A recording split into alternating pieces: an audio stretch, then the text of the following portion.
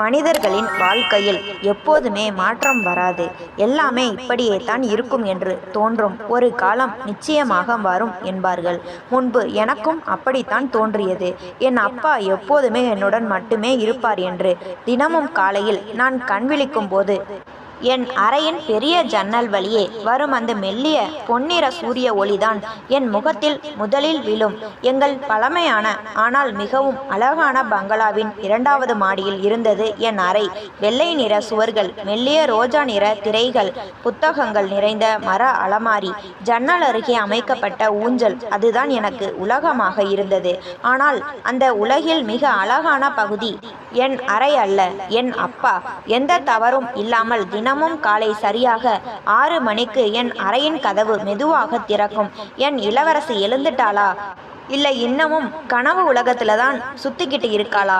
நான் வேண்டும் என்றே கண்களை மூடிக்கொண்டு தூங்குவது போல நடிப்பேன். அப்பா மெதுவாக என் தலைமுடியை வருடிக்கொண்டே, ஓஹோ, இன்னைக்கும் தூங்குற மாதிரி நடிப்பு தானா என்பார். உடனே நான் சடாரென அவருடைய மணிக்கட்டை பிடித்து கொள்வேன். அவர் உறக்க சிரிப்பார். அடடா, என் பொண்ணு முன்னையை விட இப்போது ரொம்ப கெட்டிக்காரியா ஆயிட்டாளே. அதன் பிறகு நான் கட்டிலில் எழுந்து உட்கார்ந்து அவரை அப்படியே கட்டி அணைத்து கொள்வேன். குட் மார்னிங் அப்பா. குட் மார்னிங் செல்லம். காலை எழுந்ததும் நான் முதலில் பார்க்கும் முகம் என் அப்பாவினுடையதாகத்தான் இருக்கும்.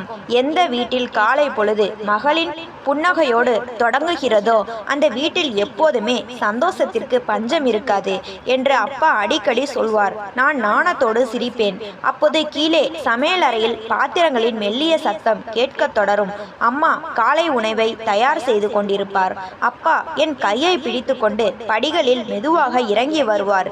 எங்கள் பங்களா மிகவும் பெரியது. முன்னால் பழமையான புல்வெளி, நடுவில் வெள்ளை நிற பளிங்கு நீரூற்று, அதை சுற்றி வண்ண வண்ண மலர்கள், காலை நேரத்து பனித்துளிகள் ரோஜா இதழ்களில் முத்து போல மின்னுவதை பார்க்க அவ்வளவு அழகாக இருக்கும். அப்பா அடிக்கடி அங்கே நின்று என்னிடம் சொல்வார், ஆதியா, பூக்கள் எப்போதுமே தலை வணங்கித்தான் பூக்கின்றன. அதனால் மனிதனும் வாழ்க்கையில் ஒருபோதும் தலைக்கணம் கொள்ளக்கூடாது. நான் எப்போதுமே அவரிடம் கேட்கும் அதே கேள்வியை கேட்பேன். அப்போ தலைக்கணம் பிடிச்சவங்க நல்லவங்க இல்லையா அப்பா? அப்பா சிரித்து கொண்டே சொல்வார், இல்லை செல்லம், அவங்களும் கெட்டவங்க இல்லை. வாழ்க்கை இன்னமும் அவங்களுக்கு பாடம் கற்றுக் கொடுக்கலை, அவ்வளவுதான். அப்பா சொல்லும் ஒவ்வொரு வார்த்தையையும் ஒரு குழந்தை கதையை கேட்பதைப் போல நான் கேட்டுக்கொண்டிருப்பேன். உணவு மேஜையில் அமர்ந்ததும் அப்பாவிற்கு ஒரு பழக்கம் உண்டு. அவர் முதலில் என் தட்டில் உணவை பரிமாறிய பிறகுதான் தன் தட்டில் வைப்பார். ஒரு நாள் நான் அவரிடம் கேட்பேன், அப்பா, ஏன் எப்பவும் முதல்ல உங்களுக்கு தட்டில் எடுத்து வச்சுக்க மாட்டேங்கிறீங்க? அவர் என் முகத்தை கூட பார்க்காமல் இயல்பாக சொன்னார், தன் பிள்ளை சாப்பிடுவதை பார்க்கும் போதே எந்த ஒரு தகப்பனின் வயிறும் பாதி நிறைந்துவிடும் ஆதியா. அப்போது எனக்கு அந்த வார்த்தையின் முழு அர்த்தம் புரியவில்லை. ஆனால் இன்று திரும்பி பார்க்கும் போதுதான் தெரிகிறது, இந்த உலகத்திலேயே மிகவும் உன்னதமான உறவு பெற்றோர்களின் உறவு மட்டும்தான் என்று. என் அப்பா இந்த நகரத்திலேயே மிக பெரிய தொழிலதிபர். அவரை பார்ப்பதற்காக பெரிய பெரிய மனிதர்கள் எல்லாம் மாத கணக்கில் காத்து கொண்டிருப்பார்கள். பெரிய அரசியல்வாதிகள், அதிகாரிகள், தொழிலதிபர்கள் என அனைவரும் அப்பாவிடம் பேசும்போது குரலை தாழ்த்தி மரியாதையாகத்தான் பேசுவார்கள். ஒரு முறை அவருடைய அலுவலக மாநாட்டு அறையில் மிகவும் முக்கியமான கூட்டம் நடந்து கொண்டிருந்தது. சுமார் 10 பேர் அமர்ந்திருந்தார்கள். நான் கதவை கூட தட்டாமல் நேரடியாக உள்ளே நுழைந்து விட்டேன். எல்லாரும் என்னை ஒரு மாதிரி பார்த்தார்கள். அந்த சூழலை பார்த்ததும் எனக்கே பயமாகிவிட்டது. சாரி அப்பா என்றேன் தயங்கியபடி. ஆனால் அப்பா உடனே தன் நாற்காலியை விட்டு எழுந்து வந்தார். அடடா, என் செல்ல பொண்ணு, சாரி எல்லாம் சொல்லக்கூடாது.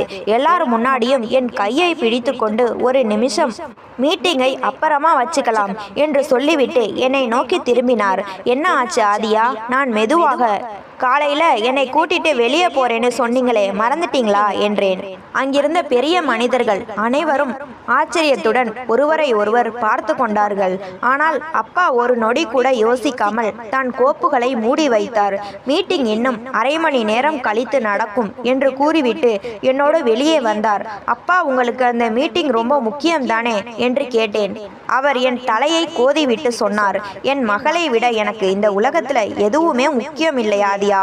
அன்றுதான் முதல் முறையாக உணர்ந்தேன் நான் வெறும் அவருடைய மகள் மட்டுமல்ல, அவருடைய முழு உலகமே நான் தான் என்று. அன்றும் காலை பொழுது வழக்கம் போல உயிரோட்டமாக தொடங்கியது. நான் பால்கனியில் நின்று கீழே பார்த்து கொண்டிருந்தேன். அப்பா வழக்கம் போல புல்வெளியில் தேநீர் கோப்பையுடன் நடைபயிற்சி செய்து கொண்டிருந்தார். ஆனால் இன்று அவர் தனியாக இல்லை, அவரோடு இன்னொரு நபரும் இருந்தார். அப்பாவின் அதே வயது, முகத்தில் அமைதியும் எளிமையும் நிறைந்த ஒருவர். அவர்தான் ஆதித்யா மாமா. எனக்கு சின்ன வயதிலிருந்தே அவரை தெரியும். அப்பா அவரோடு இருக்கும் போதெல்லாம் அப்பாவின் முகத்தில் ஒரு தனி நிம்மதி தெரியும். நான் கீழே இறங்கி வந்தேன். இருவரும் ஏதோ பேசி உரக்க சிரித்து கொண்டிருந்தார்கள். என்னை பார்த்ததும் அப்பா, வாமா, எங்களோட இளவரசியும் வந்தாச்சு என்றார். நான் புன்னகையோடு அருகே சென்றேன். குட் மார்னிங் அப்பா. பிறகு ஆதித்யா மாமாவின் கால்களில் விழுந்து வணங்கினேன். அவர் வழக்கம் போல என் தலையில் கை வைத்து நல்லா இருமா என்று வாழ்த்தினார். மாமா, எவ்வளவு நாளாச்சு உங்களை பார்த்து என்று கேட்டேன். அவர் சிரித்து கொண்டே, வயசாக ஆக வேலை குறைவதில்லை அம்மா, அதிகமாகி கொண்டேதான் போகிறது என்றார். அதன் பிறகு ஆதித்யா மாமாவும் அப்பாவும் தங்களுடைய கல்லூரி காலத்து நினைவுகளை பேசத் தொடங்கினார்கள். அவர்கள் பேசியதை கேட்டு நான் விழுந்து விழுந்து சிரித்தேன். முதல் முறையாக அப்பா அவ்வளவு வெட்கப்படுவதை நான் அன்றுதான் பார்த்தேன். காலை உணவுக்கு பிறகு இருவரும் தோட்டம் பக்கமாக நடைபயிற்சி செய்ய சென்றார்கள். மாலையில் ஆதித்யா மாமா கிளம்ப தொடங்கியதும் நான் அவரை வீட்டின் பெரிய கேட் வரை வழி அனுப்ப சென்றேன். அவர் போகும்போது என் தலையில் கை வைத்து உடம்பை பார்த்துக்கோமா என்றார். நான் புன்னகையுடன், சீக்கிரமா மறுபடியும் வாங்க மாமா என்றேன். அவர் மெலிதாக சிரித்துவிட்டு, நிச்சயமா வரேம்மா என்று கூறிவிட்டு காரில் ஏறி சென்றார். அந்த கார் வீட்டை விட்டு வெளியேறும் வரை நான் பார்த்து கொண்டே இருந்தேன். அப்போது எனக்கு கொஞ்சமும் தெரிந்திருக்கவில்லை, அன்று சென்ற அந்த மனிதர்தான் என் வாழ்க்கையின் மிகப்பெரிய உண்மையை தன் நெஞ்சுக்குள் ஒளித்து வைத்திருக்கிறார் என்று. ஆனால் அந்த உண்மையை நான் தெரிந்து கொள்ள இன்னமும் நீண்ட காலம் பாக்கி இருந்தது. ஆதித்யா மாமா சென்றுவிட்ட பிறகு என் வாழ்க்கை மீண்டும் அதே வேகத்தில் நகரத் தொடங்கியது. காலையில் அப்பாவின் குரலில் விழிப்பு வரும். மதிய உணவை அவரோடு சேர்ந்து சாப்பிடுவேன். மாலை நேரங்களில் புல்வெளியில் நடப்போம். இரவில் மொட்டை மாடியில் அமர்ந்து மணிக்கணக்கில் பேசுவோம். அப்போது உண்மையிலேயே எனக்கு தோன்றியது, என் தலையில் என் அப்பாவின் கை இருக்கும் வரை என் வாழ்க்கையில் எந்த கெட்டதும் நடக்கவே நடக்காது என்று. அவர் இருக்கும் வரை எந்த துன்பமும் என்னை நெருங்கவே முடியாது என்ற ஆணித்தரமான நம்பிக்கை எனக்குள் இருந்தது. ஒரு நாள் திடீரென்று அப்பா என்னிடம் கேட்டார், ஆதியா, நான் உன்கிட்ட ஒரு வாக்கு கேட்டா தருவியா? நான் உடனே, உங்களுக்காக நான் எதை வேணாலும் தருவேன் அப்பா என்றேன். அவர் மெல்லிய புன்னகையுடன், வாழ்க்கையில் எவ்வளவு பெரிய கஷ்டமான சூழ்நிலை வந்தாலும் நீ எப்போதுமே தவறான வழியை தேர்ந்தெடுக்க கூடாது, யாரோட உரிமையையும் பறிக்க கூடாது என்றார். நான் சிரித்து கொண்டே, என்ன அப்பா இதெல்லாம், நான் ஏன் அப்படி பண்ண போறேன் என்றேன். அவர் என்னை ஒரு மாதிரி பார்த்தார். அவருடைய கண்களில் ஒரு விவரிக்க முடியாத தீவிரம் இருந்தது. எனக்கு தெரியுமா, அதனால தான் எனக்கு உன்னை நினைச்சா அவ்வளவு பெருமையா இருக்கு. அன்று இரவு எங்கள் பங்களாவில் ஒரு சிறிய குடும்ப பூஜை ஏற்பாடு செய்யப்பட்டிருந்தது. உறவினர்கள் பலர் வந்திருந்தார்கள். என் சித்தப்பாவும் சித்தியும் கூட வந்திருந்தார்கள்.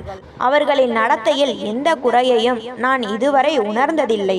அன்றும் சித்தி எனக்கு தன் கையாலேயே இனிப்புகளை ஊட்டிவிட்டார்.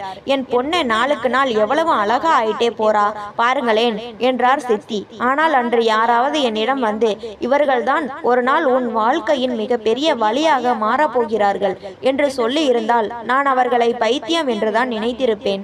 இரவு 10 மணி அளவில் விருந்தினர்கள் அனைவரும் கிளம்ப தொடங்கினார்கள். வீடே மீண்டும் அமைதியானது. நான் என் அறையின் பால்கனியில் நின்று கொண்டிருந்தேன். கீழே புல்வெளியில் அப்பா தனியாக நடந்து கொண்டிருந்தார்.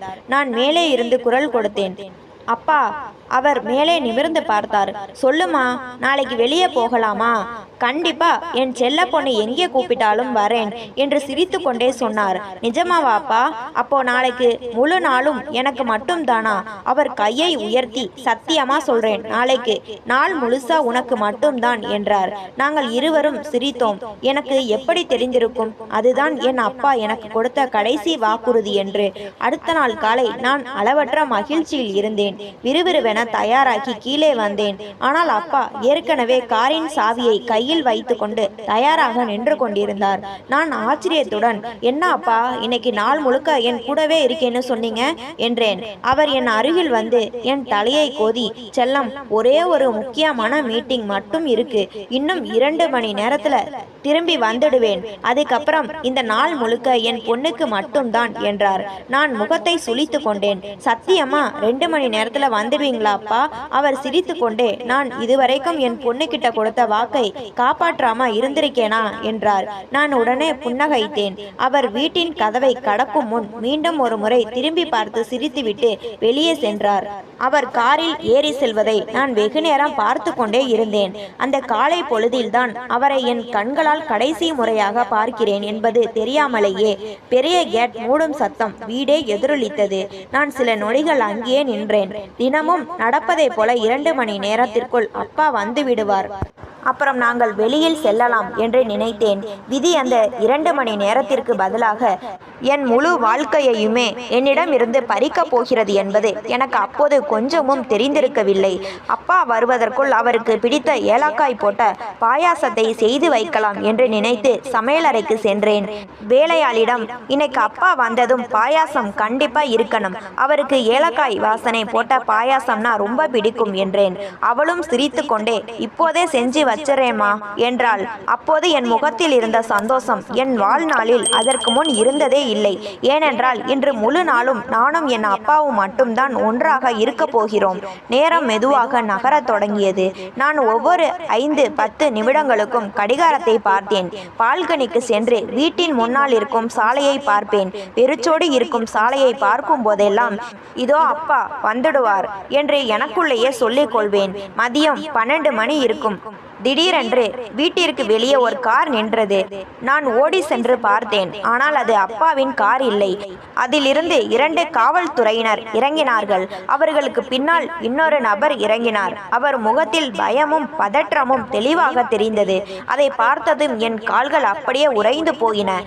என் இதய துடிப்பு திடீரென எகிரியது. காரணம் புரியாத ஒரு பயம் உடலெங்கும் பரவியது. நான் என்னை சமாளித்து கொண்டு, சார், யாரை பார்க்கணும் என்று கேட்டேன். அந்த 2 காவலர்களும் சில நொடிகள் அமைதியாக இருந்தார்கள். பிறகு ஒருவர் மெல்லிய குரலில், நீங்க வீரேந்திர சிங் சாரோட மகளா என்று கேட்டார். என் உதடுகளில் மெல்லிய புன்னகை வந்தது. ஆமா சார், நான் அவரோட பொண்ணுதான். என்ன ஆச்சு, அப்பா எங்கே? இந்த முறையும் அவர்களிடம் இருந்து பதில் இல்லை. எல்லாரும் தலையை குனிந்து கொண்டார்கள். என் இதய துடிப்பு இப்போது எவ்வளவு வேகமாக அடித்தது என்றால் அதன் சத்தம் எனக்கே தெளிவாக கேட்டது. அப்போது ஒரு காவல் அதிகாரி மிகவும் மெதுவாக சொன்னார், ரொம்ப வருத்தமா இருக்குமா, வீரேந்திர சிங் சாரோட கார் விபத்துக்குள்ளாகிருச்சு. என் முகத்தில் இருந்த புன்னகை அந்த நொடியே மறைந்தது. என்ன சொல்றீங்க நீங்க? அவர்கள் மீண்டும் தலையை குனிந்து கொண்டார்கள். நாங்க காப்பாற்ற ரொம்ப முயற்சி பண்ணணும். ஆனா அவருக்கு பிறகு அவர் சொன்ன வார்த்தை என் காதுகளை அடையவே இல்லை. திடீரென்று உலகத்தின் அனைத்து சத்தங்களும் நின்றுவிட்டது போல் இருந்தது. என்னை சுற்றி நின்றவர்கள் ஏதோ பேசிக் கொண்டிருந்தார்கள். ஆனால் எனக்கு எதுவுமே கேட்கவில்லை. என் மூளையில் ஒரே ஒரு விஷயம் மட்டும்தான் மீண்டும் மீண்டும் எதிரொலித்தது. இல்லை, அப்படி இருக்காது. என் அப்பாவிற்கு எதுவும் ஆகி இருக்காது. நான் யாருடைய பேச்சையும் கேட்காமல் வீட்டை விட்டு வெளியே ஓடினேன். ஆதியா அம்மா, நில்லுங்க என்று பின்னால் இருந்து கத்தினார்கள். ஆனால் என் கால்களில் அப்போது ஏதோ ஒரு வேகம் வந்திருந்தது. கண்களில் இருந்து கண்ணீர் நிற்காமல் வழிந்தோடியது. இல்லை, என் அப்பாவிற்கு எதுவும் ஆகாது. அவர் என்கிட்ட வாக்கு கொடுத்திருக்காரு. 2 மணி நேரத்துல வந்துடுவேன்னு சொன்னாரு.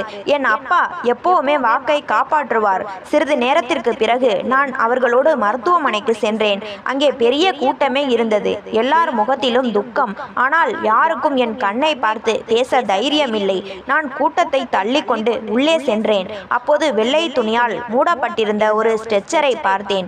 என் கால்கள் தரையாக உறைந்து போயின. நடுங்கும் கைகளால் அந்த வெள்ளை துணியின் ஓரத்தை பிடித்தேன். அந்த நொடியே என் உலகமே அங்கே நின்று விட்டது. அங்கே என் அப்பா படுத்திருந்தார். அவரை பார்த்தால் ஏதோ ஆழமான தூக்கத்தில் இருப்பது போலவும் இப்போது எழுந்து என்னிடம் பேசுவது போலவும் இருந்தது. நான் அவர் மார்பில் தலை வைத்து கதறி அழுது துடித்தேன். எழுந்திருங்க அப்பா, பாருங்க நான் வந்துட்டேன். நீங்க தானே சொன்னீங்க வாக்கு மாற மாட்டேன்னு. பாருங்க, நான் உங்களுக்காக காத்துட்டு இருக்கேன். ப்ளீஸ் அப்பா, ஒரே ஒரு முறை கண்ணை திறந்து பாருங்கப்பா. ஆனால் இந்த முறை அவர் என் தலையை கோதவில்லை. சிரித்து கொண்டே என்னை இளவரசி என்று அழைக்கவில்லை. என் குரல் அவரிடம் மோதி எனக்கே மீண்டும் எதிரொலித்தது. அப்போது யாரோ பின்னால் இருந்து என்னை பிடித்து கொண்டார்கள். திரும்பி பார்த்தால் ஆதித்யா மாமா. அவர் எதுவும் பேசவில்லை. என்னை அப்படியே தன் மார்போடு அணைத்து கொண்டார். ஒரு பெரிய மனிதர் குழந்தையைப் போல அழுது நான் அன்றுதான் முதல் முறையாக பார்த்தேன். அப்போதுதான் எனக்கு புரிந்தது, நான் என் அப்பாவை மட்டும் இழக்கவில்லை, ஒரு மனிதர் தன் சிறந்த நண்பனையும் இழந்து நிற்கிறார் என்று. நான் அப்பாவின் உடலை கட்டி அணைத்து கொண்டு, மாமா, அப்பா கிட்ட சொல்லுங்க மாமா, எழுந்திருக்க சொல்லுங்க என்று கதறினேன். ஆதித்யா மாமாவின் கண்களில் இருந்தும் கண்ணீர் பெருக்கெடுத்து அவர் தன் நடுங்கும் கரங்களால் என்னை சமாளிக்க முயன்றார். ஆனால் அடுத்த நொடி அவர் சொன்ன வார்த்தை என் மிஞ்சி இருந்த தைரியத்தையும் உடைத்து எறிந்தது. அவர் மிகவும் மெல்லிய குரலில் சொன்னார், ஆதியா, உன் அம்மாவும். அவருக்கு பின்னால் இருந்த வார்த்தைகள் என் காதுகளில் உருக்கிய ஈயத்தை ஊற்றுவது போல் இருந்தது. என் மூச்சே நின்று விட்டது. நான் அவரை பார்த்தேன். இல்லை மாமா, அம்மா அவங்க தோழி வீட்டுக்கு தானே போனாங்க. ஆதித்யா மாமா வேதனையான பார்வையுடன் என்னை பார்த்து, ஆபீஸில் இருந்து கிளம்பும் போது வீரேந்திரா அவங்களையும் கூடவே கூட்டிட்டு வீட்டுக்கு வந்துட்டு இருந்தாம்மா. வழியில் நெடுஞ்சாலையில ஒரு லாரி பிரேக் ஃபெயிலியர் ஆகி பல கார்கள் மேல மோதிடுச்சு. உன் அம்மா அப்பா இருந்த காரும் அதுல மாட்டிடுச்சு. என் காலடியில் இருந்த பூமி நழுவுவது போல் இருந்தது. நான் எதுவும் பேசாமல் அந்த மருத்துவமனை அறையை சுற்றி பார்த்தேன். அப்போது பக்கத்தில் இருந்த இன்னொரு ஸ்ட்ரெச்சரின் மீது என் பார்வை பட்டது. அதிலும் வெள்ளை துணி மூடப்பட்டிருந்தது. என் கால்கள் தானாக அதை நோக்கி சென்றன. ஒவ்வொரு அடியிலும் என் இதயம் தூக்கி போட்டது. கடவுளே, இது என் அம்மாவாக இருக்கக்கூடாது என்று மனதிற்குள் வேண்டிக் கொண்டே சென்றேன். நடுங்கும் கைகளால் துணியை பிடித்தேன். தைரியமே வரவில்லை. ஆதித்யா மாமா என் அருகில் வந்து என் கையை பிடித்து கொண்டார். நான் துணியை விலக்கிய போது என் அம்மா அமைதியாக படுத்திருந்தார். நெற்றியில் சிறிய காயத்தின் தழும்பு, முகத்தில் அதே அமைதி. ஏதோ ஆழமான தூக்கத்தில் இருப்பது போல என் உதடுகள் நடுங்கின. ஆனால் இந்த முறை என் வாயிலிருந்து அலறல் கூட வரவில்லை. ஒரே ஒரு வார்த்தை தான் வந்தது, அம்மா. நான் அவள் காலடியில் அமர்ந்து விட்டேன். கண்ணீர் வழிந்து கொண்டே இருந்தது. குரல் தொண்டையிலேயே அடைத்து கொண்டது. நான் அம்மாவையே பார்த்து கொண்டிருந்தேன். வெகு நேரம். காலையில் என் தலைமுடிக்கு தன் கையால் எண்ணெய் தேய்த்து விட்ட என் அம்மா இனிமேல் என்னை மகளே என்று கூப்பிடவே மாட்டாள் என்பதை என் மனம் ஏற்றுக்கொள்ளவே மறுத்தது. சிறிது நேரத்திற்கு பிறகு மருத்துவர்கள் உள்ளே வந்து ஆதித்யா மாமாவிடம் பேசினார்கள். காவல்துறையினர் வந்து சான்றிதழ்களில் கையெழுத்து வாங்கினார்கள். நான் இன்னமும் அங்கேயே அமர்ந்திருந்தேன். எனக்கு யாருடைய குரலும் கேட்கவில்லை. என் பார்வை ஒரு முறை அப்பா மீதும் மறுமுறை அம்மா மீதும் சென்று கொண்டிருந்தது. என் முழு உலகமும் இந்த 2 ஸ்ட்ரெச்சர்களில் அமைதியாக படித்திருப்பது போல் இருந்தது. காலையில் எந்த முற்றத்தில் மங்களகரமான சிரிப்பு சத்தம் கேட்டதோ இன்று அங்கே மரண ஓலம் கேட்டு கொண்டிருந்தது. உறவினர்கள், பக்கத்து வீட்டார்கள், ஊரின் பெரிய மனிதர்கள் என அனைவரும் வந்து விட்டார்கள். களை கட்ட வேண்டிய எங்கள் பங்களாவில் இன்று நெஞ்சை பிளக்கும் அமைதி நிலவியது. நான் வாசலில் நின்று என் பெற்றோரையே பார்த்து கொண்டிருந்தேன். யாராவது வந்து இது வெறும் கெட்ட கனவுதான் என்று சொல்ல மாட்டார்களா என்று ஏங்கினேன். ஆனால் சில கனவுகள் கண் விழித்த பிறகும் முடிவதில்லை. அவை நிஜமாகி விடுகின்றன. அப்பாவுக்கு பிடித்த ஏலக்காய் பாயாசம் சமையலறையில் அப்படியே இருந்தது. அதை பார்க்கும் போதெல்லாம் என் நெஞ்சம் வெடித்தது. அந்த பாயாசம் அப்பாவுக்கு கிடைக்கவே கிடைக்காது என்று அப்போது தெரிந்திருக்க நியாயமில்லையே. இரவு முழுக்க ஆட்கள் வந்த வண்ணமே இருந்தார்கள். சிலர் அப்பாவின் பெருமைகளை பேசினார்கள். சிலர் அம்மாவின் குணத்தை பேசினார்கள். ஆனால் எனக்கு எதுவுமே காதில் விழவில்லை. நான் பெற்றோர் அருகிலேயே அமர்ந்து அப்பாவின் கையை பார்ப்பதும் அம்மாவின் முகத்தை பார்ப்பதுமாக இருந்தேன். அவர்கள் இப்போது எழுந்து விடுவார்கள் என்று தோன்றிக் கொண்டே இருந்தது. ஆனால் அங்கே அவர்களின் இறுதி ஊர்வலத்திற்கான ஏற்பாடுகள் நடந்து கொண்டிருந்தன. வெள்ளை நிற துணிகள், விறகுகள், எங்கும் ஒரே நிறம் வெள்ளை. நான் உடைந்து போய் அழுதேன். அப்பா, என்னை விட்டு போக மாட்டேன்னு சொன்னீங்களே அப்பா, ஏன் என்னை விட்டுட்டு போனீங்க? பதில் இல்லை. என் அழுகை மட்டுமே சத்தமாக கேட்டது. அப்போது ஆதித்யா மாமா வந்தார். அவர் எனக்கு பொய் ஆறுதல் சொல்லவில்லை. அழுதுடுமா, மனசு லேசாகும் என்றார். நான் ஏங்கிய குரலில் கேட்டேன், மாமா, நான் இனி யாருக்காக வாழ போறேன்? என் கேள்வியை கேட்டு அவருடைய கண்களும் கலங்கின. உன் அப்பா உன்னை ரொம்ப தைரியமான பொண்ணா வளர்க்க நினைச்சாருமா. இன்னைக்கு அவர் உன்னை பார்த்தா தன் பொண்ணு இப்படி உடைஞ்சு போறதை விரும்ப மாட்டாரு. நான் தலையை குனிந்து கொண்டேன். ஆனா நான் தைரியமானவ இல்லை மாமா, எனக்கு பயமா இருக்கு. அப்போது அவர் என் தலையில் அப்பா வைப்பதை போலவே கை வைத்து சொன்னார், நினைவில் வச்சுக்கோ ஆதியா, இருண்ட இரவு எப்போதுமே நிலைக்காது. ஒரு நாள் நிச்சயம் சூரியன் உதிக்கும். சிறிது நேரத்தில் பாடைகள் தயாராயின. என் அம்மா அப்பா இருவரும் வெள்ளை மலர்களால் மூடப்பட்டு அருகில் படுத்திருந்தார்கள். அவர்களை அப்படி பார்த்ததும் என்னால் தாங்க முடியவில்லை. இருவர் அருகிலும் அமர்ந்து அம்மாவின் நெற்றியில் முத்தமிட்டேன். அப்பாவின் கையை எடுத்து என் நெற்றியில் வைத்து கொண்டேன். நான் உங்க 2 பேர் இல்லாம எப்படி வாழ போறேன்? என் குரலை கேட்டு அங்கிருந்த பலரின் கண்கள் கலங்கின. ஆனால் அந்த கூட்டத்தில் நின்ற இருவரின் முகத்தில் துக்கத்தை விட ஏதோ ஒரு சிந்தனையின் பதற்றம்தான் அதிகமாக இருந்தது. அவர்கள் வேறு யாருமில்லை, என் சித்தப்பாவும் சித்தியும் தான். அப்போது நான் அவர்களை கவனிக்கவில்லை. ஏனென்றால் என் உலகமே என்னை விட்டு பிரிந்து போய்க் கொண்டிருந்தது. அப்பாவும் அம்மாவும் வீட்டின் வாசலை கடந்து வெளியே சென்ற போது 2 மனிதர்கள் மட்டும் போகவில்லை. என் முழு உலகமே வெளியே போவது போல் இருந்தது. நான் அவர்கள் பின்னாடியே நடந்தேன். கால்கள் தடுமாறின, கண்கள் இருண்டன, விழுந்து விடுவேன் போல் இருந்தது. ஆனால் யாரோ தாங்கி பிடித்தார்கள். மயானத்தில் விறகுகள் அடுக்கும் சத்தமும் மக்களின் அழுகை சத்தமும் கேட்டது. சிறு வயதில் என் விரல் பிடித்து நடந்து பழகியவரை இன்று கடைசி வழி அனுப்பல் செய்ய வேண்டிய நிலைக்கு ஆளாவேன் என்று நான் நினைத்து கூட பார்த்ததில்லை. மகளை கூப்பிடுங்க, யாரோ சொன்னார்கள். எல்லார் பார்வையும் என் பக்கம் திரும்பியது. ஆதித்யா மாமா மெதுவாக வந்து என் கையை பிடித்து அழைத்து சென்றார். நான் அம்மா அப்பா முன்னால் போய் நின்றேன். என் கைகள் நடுங்கின. நடுங்கும் கரங்களால் கொல்லி வைத்தேன். நான் ஏதாச்சும் தப்பு பண்ணியிருந்தா என்னை மன்னிச்சிடுங்க அப்பா. என்னை விட்டு இப்படி போவீங்கன்னு நான் நினைக்கவே இல்லை. பலர் முகத்தை திருப்பிக் கொண்டு அழுதார்கள். சில நிமிடங்களுக்கு முன்னால் என் வீட்டை வீடாக்கிய 2 மனிதர்கள் இப்போது தீப்பிழம்புகளுக்குள் மறைந்து கொண்டிருந்தார்கள். அந்த நொடிதான் முதல் முறையாக உணர்ந்தேன், நான் உண்மையிலேயே அனாதையாகிவிட்டேன். மாலை வேளையில் அனைவரும் பங்களாவிற்கு திரும்பினோம். ஆனால் அந்த பங்களா இனி பழையபடி இருக்கப் போவதில்லை. வீடென்பது செங்கற்களால் ஆவதல்ல, மனிதர்களால் ஆவது. நான் மெதுவாக என் அறையை நோக்கி நடந்தேன். வழியில் அப்பாவின் அறை இருந்தது. கதவு பாதி திறந்திருந்தது. உள்ளே சென்றேன். எல்லாமே அப்பா காலையில் விட்டு சென்றது போலவே இருந்தது. மேஜையில் திறந்திருந்த நாட்குறிப்பு, அவருடைய கண்ணாடி, அவர் அமரும் நாற்காலி. நான் மெதுவாக அந்த நாற்காலியை தொட்டு பார்த்தேன். பிறகு அதிலேயே அமர்ந்தேன். மேஜையில் ஒரு புகைப்படம் இருந்தது. நடுவில் நான், ஒரு பக்கம் அம்மா, மறுபக்கம் அப்பா. மூவரும் சிரித்து கொண்டிருந்தோம். அந்த புகைப்படத்தை நெஞ்சோடு அணைத்து கொண்டேன். உங்க பேர் இன்னைக்கும் இங்கேதான் இருக்கு அப்பா, ஆனா நீங்க தான் இல்லை. என் தைரியம் முழுமையாக உடைந்தது. தரையில் அமர்ந்து கதறி அழுதேன். இரவு ஆழமானது. வந்திருந்தவர்கள் அனைவரும் தூங்க சென்று விட்டார்கள். நான் இன்னமும் அப்பாவின் அறையிலேயே அமர்ந்திருந்தேன். வெளியே இருவரின் மெல்லிய குரல் கேட்டது. பாவம் பொண்ணு, ஒரே நாள்ல அனாதையாகிடுச்சு. என் எதிரிக்கு கூட இப்படி ஒரு நிலைமை வரக்கூடாதுப்பா. நான் என் கண்ணீரை துடைத்து கொண்டு ஜன்னல் வழியே வெளியே பார்த்தேன். ஆம், ஒரே நாளில் என் தாய் தந்தையை இழந்த ஒரு சாதாரண பெண் நான் தான் அது. பெற்றோரின் மறைவிற்கு பிறகு காலம் உறைந்து விட்டது போல் இருந்தது.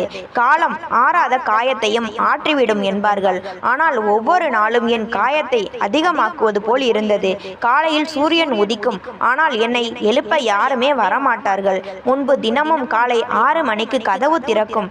அப்பா வந்து என்னை எழுப்புவார். இப்போது காலையும் அமைதியாக வருகிறது, இரவும் அமைதியாகவே முடிகிறது.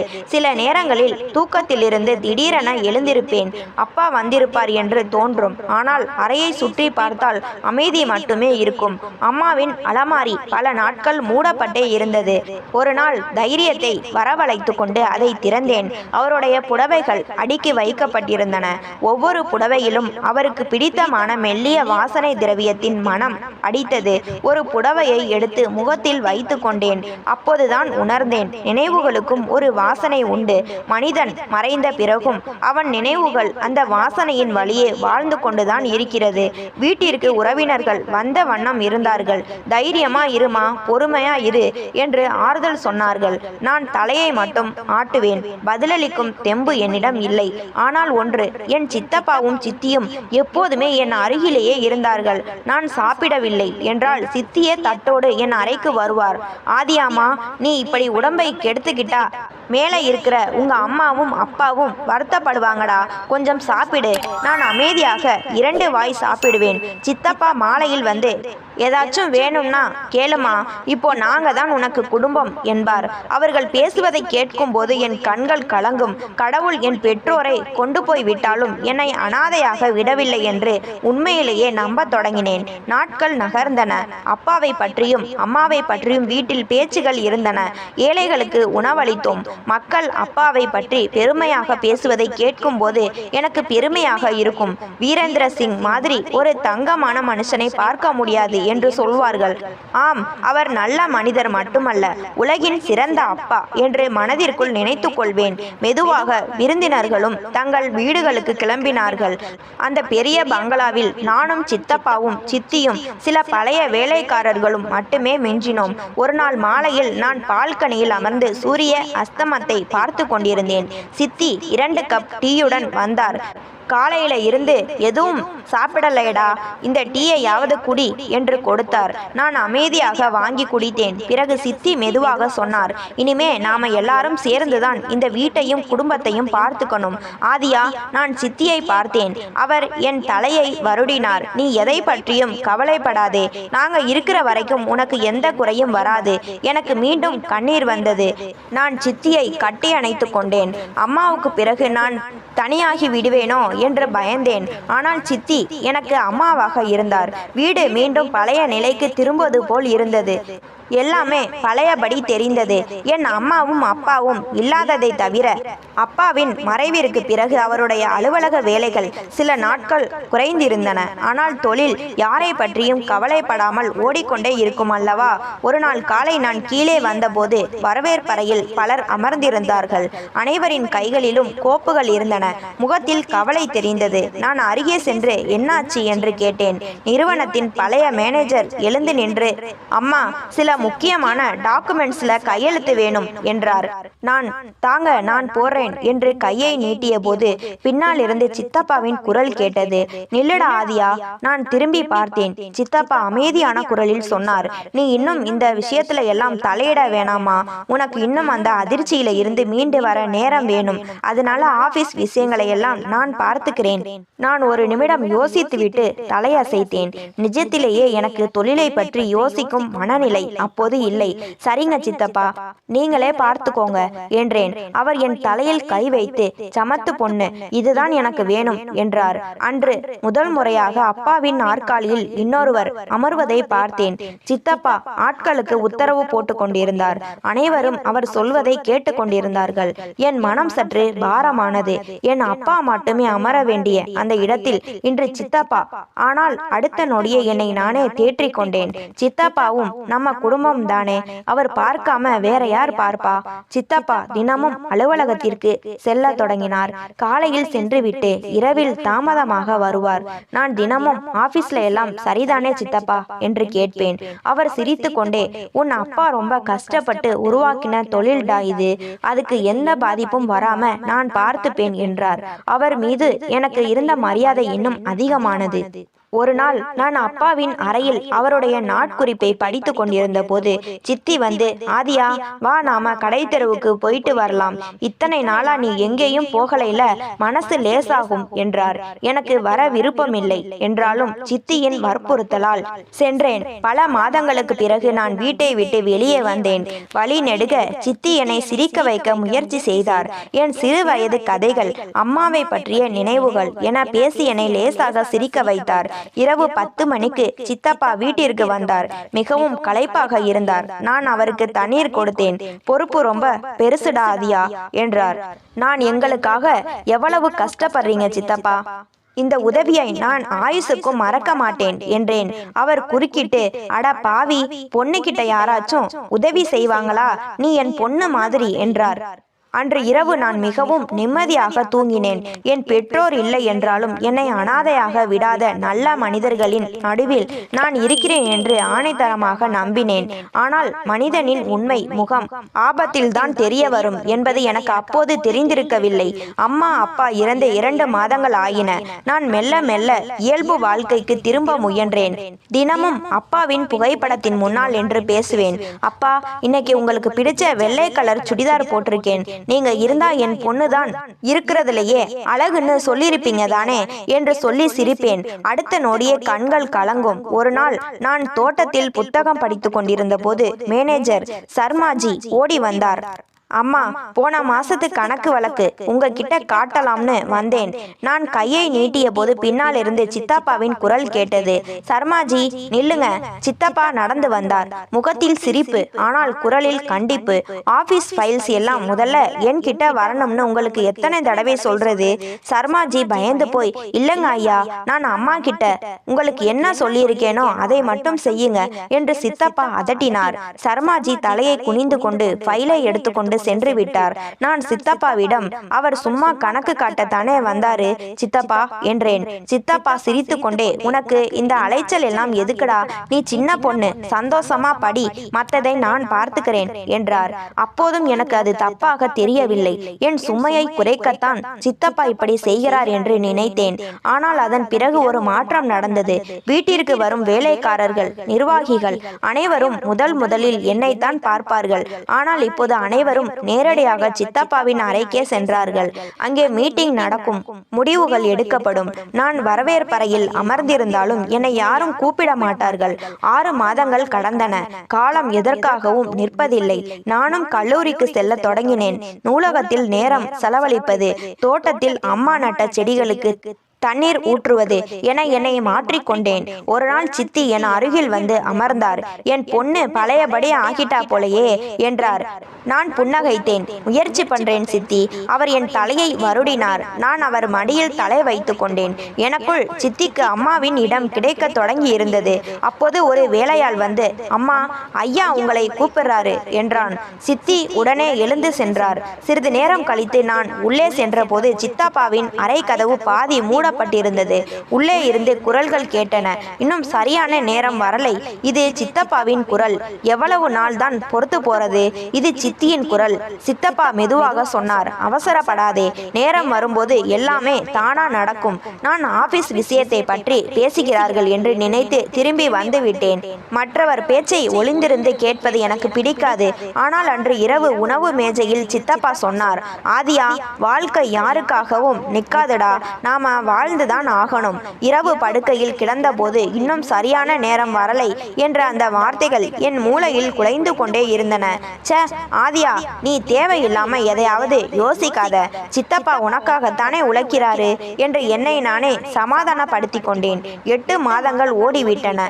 ஒரு நாள் மாலை 7 மணி இருக்கும். என் புத்தகத்தை தேடி கீழே வந்தேன். வரவேற்பறை அமைதியாக இருந்தது. சித்தப்பாவின் அறை அருகே சென்றபோது உள்ளே இருந்து சித்தியின் குரல் கேட்டது. எவ்வளவு நாள் தான் எல்லாத்தையும் அவ பேர்லயே வச்சிருக்க போறீங்க? என் கால்கள் அப்படியே உறைந்து போயின. சித்தப்பா பதற்றமாக, மெதுவா பேசு, அவளுக்கு கேட்டிட போகுது என்றார். என் இதய துடிப்பு அதிகரித்தது. சித்தி மீண்டும் சொன்னார், இந்த பெரிய பங்களா, தொழிற்சாலைகள், நிலம் எல்லாம் அவ பேர்ல இருக்கு. நமக்கு என்னத்தான் மிஞ்சும்? சித்தப்பா பெருமூச்சு விட்டு, நானும் அதைத்தான் யோசிக்கிறேன். இத்தனை மாசமா நான் உழைக்கிறேன். பேப்பர்ல இன்னமும் அவதான் முதலாளி. அதிர்ச்சியில் என் கையில் இருந்த புத்தகங்கள் கீழே விழுந்தன. உள்ளே சத்தம் அடங்கியது. நான் பயந்து போய் புத்தகங்களை அள்ளிக்கொண்டு ஓடி வந்து என் அறையை பூட்டி கொண்டேன். என் மூச்சு வாங்கியது. இல்லை, சித்தப்பா அப்படி யோசிக்க மாட்டாரு என்று நினைத்தேன். ஆனால் இன்னமும் பேப்பர்ல அவதான் முதலாளி என்ற வார்த்தை என் காதில் ஒலித்து கொண்டே இருந்தது. அன்று இரவு பல மாதங்களுக்கு பிறகு நான் மீண்டும் தூங்கவே இல்லை. என் சொந்த மனிதர்கள் மீது எனக்கு ஒரு சிறிய சந்தேகம் முளைக்க தொடங்கியது. சில நாட்கள் கழித்து கல்லூரி முடிந்து வந்தபோது சித்தப்பா அறையில் பேச்சுக்குரல் கேட்டது. இம்முறை நான் வேண்டுமென்றே கவனமாக கேட்டேன். சித்தி, ஆதியா இன்னும் சின்ன குழந்தை இல்லை. ஊருக்கே தெரியும் அவ வீரேந்திர சிங்கோட ஒரே பொண்ணுன்னு. இன்னைக்கு இல்லைனாலும் நாளைக்கு அவளுக்கு கல்யாணம் பண்ணி வச்சுதானே ஆகணும். சித்தப்பா, அதுக்கு என்ன இப்போ அவசரம்? சித்தி, அவளுக்கு கல்யாணம் ஆகி போயிட்டா நம்ம பொறுப்பும் முடியுமில்லை. அதுவும் இல்லாம அவ்வளவு பெரிய சொத்துக்கும் அவ புருஷன் தானே முதலாளி ஆவான். சித்தப்பா, நீ என்ன சொல்ல வர்ற? சித்தி, அவ புருஷன் கெட்டிக்காரனா வந்தா சொத்தை அவன் கைக்கு கொண்டு போயிடுவான். அதுவே நம்ம சொல் பேச்சை கேட்கிற சுயமா எந்த தகுதியும் இல்லாத ஒருத்தனை கட்டி வச்சுட்டா ஆயுசுக்கும் எல்லாமே நம்ம கட்டுப்பாட்டுல தான் இருக்கும். இருக்கும். சித்தப்பா அமைதியாக இருந்தார். சித்தி தன் கடைசி அம்பை எய்தார். யோசிச்சு பாருங்க, இத்தனை நாளா தொழிலை பார்த்துக்கிட்டது யாரு? நாம. ஆனா சொத்து அவளுக்கா? இது என்ன நியாயம்? சித்தப்பா ஆழமாக மூச்சு மட்டும் விட்டார். கதவுக்கு வெளியே நின்ற என் கைகள் பனிக்கட்டியை போல குளிர்ந்து போயின.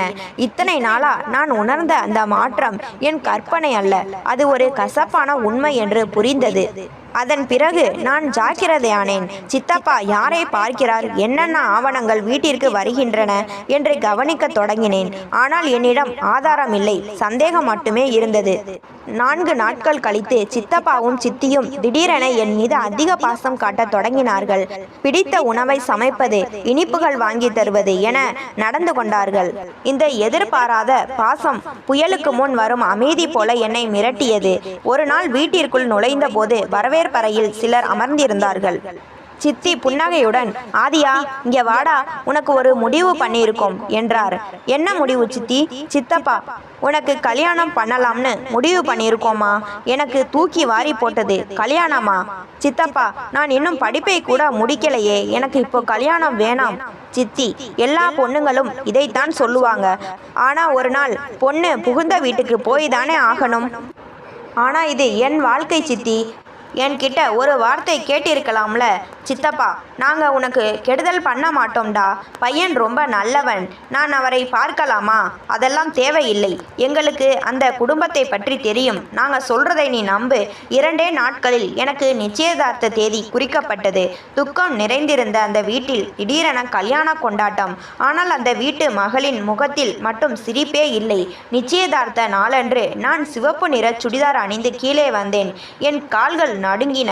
அப்போது வாசலில் ஒரு கார் வந்து நின்றது. அதிலிருந்து ஒரு இளைஞன் இறங்கினான். சாதாரண ஆடை, முகத்தில் மெல்லிய தாடி, தலையை குனிந்தபடி கையில் ஒரு வெள்ளை பிரம்பை பிடித்தபடி மெதுவாக நடந்து வந்தான். அவனுடன் ஒரு பெரியவர் அவனை கைப்பிடித்து அழைத்து வந்தார். அவனை பார்த்ததும் என் இதயம் நின்றது. நான் அதிர்ச்சியுடன் சித்தப்பாவை பார்த்தேன். அவர் பார்வையை திருப்பிக் கொண்டார். அவர்கள் என்ன விளையாட்டு விளையாடுகிறார்கள் என்று எனக்கு புரிந்துவிட்டது. எனக்கு பார்வை இல்லாத, சுயசார்பு இல்லாத ஒருவனைத்தான் அவர்கள் தேர்ந்தெடுத்திருக்கிறார்கள். என் கண்களில் இருந்து கண்ணீர் கொட்டியது. சித்தப்பாவின் காலில் போய் விழுந்தேன். சித்தப்பா, என்னை உங்களுக்கு பாரமா இருந்தா நான் இந்த வீட்டோட ஏதோ ஒரு மூலையில இருந்துக்கிறேன். வேலைக்காரியா வேலை பார்க்கிறேன். ஆனா தயவு செஞ்சு என் வாழ்க்கையை அழிச்சிடாதீங்க சித்தப்பா. ஹாலே அமைதியானது. ஆனால் சித்தப்பாவின் முகம் கல்லாக இருந்தது. முடிவு பண்ணியாச்சு ஆதியா. சித்தி என் கையை பிடித்து இழுத்தார். இந்த அழுது வடிகிற வேலையை நிறுத்து. பொண்ணுங்க ஒரு நாள் வீட்டை விட்டு போக வேண்டியதுதான். நான் கூட்டத்தை பார்த்தேன். யாராவது எனக்காக பேசுவார்களா என்று. ஆனால் அனைவரும் அமைதியாக இருந்தார்கள். 2 நாட்களில் கல்யாணம். நான் ஒரு பிணமாக மாறி சடங்குகளில் கலந்து கொண்டேன்.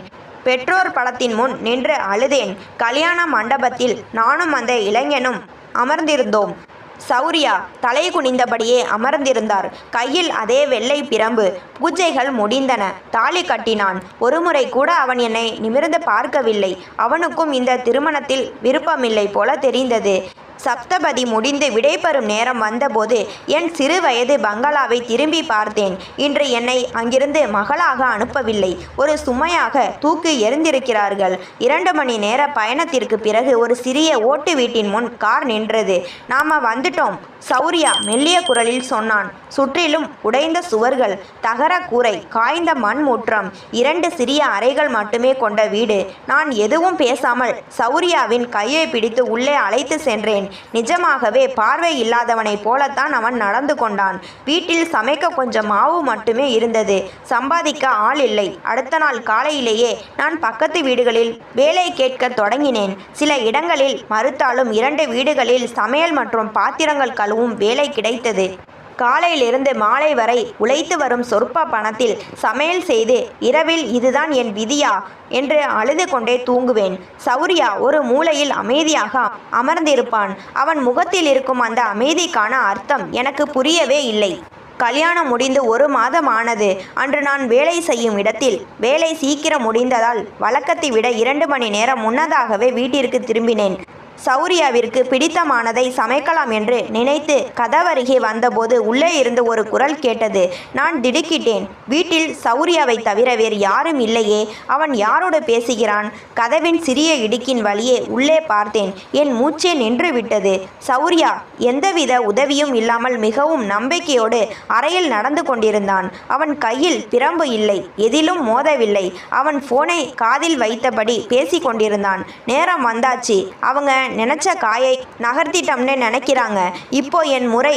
சிறிது நேரம் கழித்து மீண்டும் பேசினான். தன் அண்ணன் பொண்ணை பாரமா நினைச்சி என் கூட கட்டி வச்சாங்க. ஏன்னா நான் குருடன்னு அவங்க நினைக்கிறாங்க. ஆனால் எனக்கு ஆரம்பத்தில் இருந்தே எல்லாமே தெரியும்னு அவங்களுக்கு தெரியாது. என் கைகள் நடுங்கின. நான் மெதுவாக கதவை திறந்தேன். சத்தம் கேட்டு சௌரியா திரும்பினான். எங்கள் இருவரின் பார்வையும் மோதிக்கொண்டன. அவன் மெதுவாக போனை கீழே வைத்தான். நான் நடுங்கும் குரலில் கேட்டேன், உங்களுக்கு கண் தெரியுமா? சௌரியா ஆழமாக மூச்சு விட்டு என் அருகில் வந்து சொன்னான். ஆமாம், எனக்கு கண் தெரியும். நான் குருடன் இல்லை. கண்ணீர் கொட்டியது. அப்போ ஏன் என்கிட்ட பொய் சொன்னீங்க? ஏன் என்னை ஏமாத்தினீங்க? அவன் தலையை குனிந்து கொண்டான். நான் உன்னை ஏமாத்தலை ஆதியா. உன்னை காப்பாற்றத்தான் இப்படி நடித்தேன். எனக்கு எதுவும் புரியவில்லை. சௌரியா அலமாரியை திறந்து ஒரு பழைய ஃபைலை எடுத்தான். இன்னைக்கு உனக்கு எல்லா உண்மையும் தெரியணும். அப்போது கதவு தட்டப்பட்டது. கதவை திறந்தால் ஆதித்யா மாமா. அவருடைய முகம் முதிர்ந்திருந்தது. என்னை பார்த்ததும் அவர் கண்களில் பாசம் தெரிந்தது. நான் ஓடி சென்று அவரை கட்டியணைத்து அழுதேன். மாமா, இதெல்லாம் என்ன நடக்குது? ஆதித்யா மாமா என் தலையை வருடினார். உன் எல்லா கேள்விக்கும் இன்னைக்கு பதில் கிடைக்குமா? நாங்கள் மூவரும் அமர்ந்தோம். ஆதித்யா மாமா பேசத் தொடங்கினார். ஆதியா, நீ சின்ன பொண்ணா இருக்கும்போதே உன் அப்பாவுக்கு தன் தம்பி மற்றும் தம்பி பொண்டாட்டியோட எண்ணம் மேலே சந்தேகம் இருந்தது. பண ஆசை அவங்களை என்ன வேணாலும் செய்ய வைக்கும்னு பயந்தாரு. அதனால தான் தன் சொத்தோட அசல் பத்திரங்கள் எல்லாவற்றையும் என்கிட்ட பாதுகாப்பாக கொடுத்திருந்தாரு. அவர் தொடர்ந்தார். அவர் என்கிட்ட ஒரே ஒரு வாக்கு தான் வாங்கினாரு. எனக்கு ஏதாச்சும் ஆணுச்சுன்னா என் பொண்ணோட உரிமையை நீதான் மீட்டு கொடுக்கணும்னு. நான் நேரடியாக வந்திருந்தா அவங்க மேலே எந்த ஆதாரமும் கிடைச்சி இருக்காது. அவங்களோட உண்மை முகத்தை உலகத்துக்கு காட்டணும்னு நினைச்சேன். பிறகு சௌரியாவை பார்த்து சொன்னார். என் பையன் சௌரியா பெரியவனானதும் அவன்கிட்ட எல்லா உண்மையும் சொன்னேன். சௌரியா சொன்னான், அவங்க தங்களோட அசிங்கமான திட்டத்தை முழுசா செயல்படுத்தணும்னு தான் நான் பார்வை இல்லாதவன் மாதிரி நடித்தேன். அவங்களும் பேராசையில் உன்னை என் கூட கட்டி வச்சாங்க. இதோ அவங்க பேசின ஆடியோ ரெக்கார்டிங், சில போலி ஆவணங்கள் எல்லாம் என்கிட்ட ஆதாரமாக இருக்கு. வெளியே காவல்துறை வாகனம் வந்து நின்றது. சௌரியா ஏற்கனவே அனைத்து ஆதாரங்களையும் காவல்துறையிடம் ஒப்படைத்திருந்தான். அடுத்த சில மணி நேரங்களில் சித்தப்பாவும் சித்தியும் கைது செய்யப்பட்டார்கள். போகும்போது சித்தப்பா என்னை பார்த்தார். ஆனால் அவர் பார்வையில் பச்சாதாபம் இல்லை, தோல்வி மட்டுமே இருந்தது. சில நாட்களுக்கு பிறகு ஆதித்யா மாமா என் கையில் அந்த ஃபைலை கொடுத்தார். அப்பாவின் பங்களா, தொழிற்சாலைகள், சொத்துக்கள் அனைத்தும் மீண்டும் என் கைக்கு வந்தன. அதை நெஞ்சோடு அணைத்து கொண்டேன். என் தந்தையின் வாக்கு காப்பாற்றப்பட்டு விட்டது. சில நாட்கள் கழித்து சௌரியா தன் துணிகளை பெட்டியில் அடுக்கி கொண்டிருந்தான். நான் ஆச்சரியத்துடன் என்ன பண்ணுறீங்க என்று கேட்டேன். அவன் புன்னகையுடன் என் வேலை முடிஞ்சிருச்சுல ஆதியா, நான் கிளம்புறேன் என்றான். எங்கே? உன்னை ஆபத்தில் இருந்து காப்பாற்றத்தான் நான் உன் புருஷனாக நடித்தேன். இப்போ உனக்கு உன் உரிமை கிடச்சிருச்சு. இனி நீ உன் விருப்பப்படி சுதந்திரமாக வாழலாம். அவன் நகர போன போது நான் அவனது கையை பிடித்து கொண்டேன். என் கண்களிலிருந்து கண்ணீர் வழிந்தது. இந்த உலகமே என்னை சுமையாக நினச்சி தூக்கி எறிஞ்சப்போ எந்த பிரதிபலனும் எதிர்பாராமல் எனக்கு துணையாக நின்னீங்க. என் உரிமையை மீட்டு கொடுத்தீங்க. இந்த உறவு ஒரு நாடகமாக தொடங்கி இருக்கலாம். ஆனால் எனக்கு இது நாடகம் இல்லை. இதுதான் என் வாழ்க்கை. சௌரியா என்னையே பார்த்தான். நான் புன்னகைத்து கொண்டே சொன்னேன், உங்களுக்கு சம்மதம்னா என் பாக்கி வாழ்க்கை முழுவதையும் உங்க கூடவே வாழ ஆசைப்படுறேன். சௌரியாவின் கண்களும் கலங்கின. அவன் முதல் முறையாக என் கையை ஆழமாக அன்போடு பிடித்து கொண்டு சொன்னான், இந்த முறை இந்த உறவு எந்த கட்டாயத்தினாலும் இல்லை.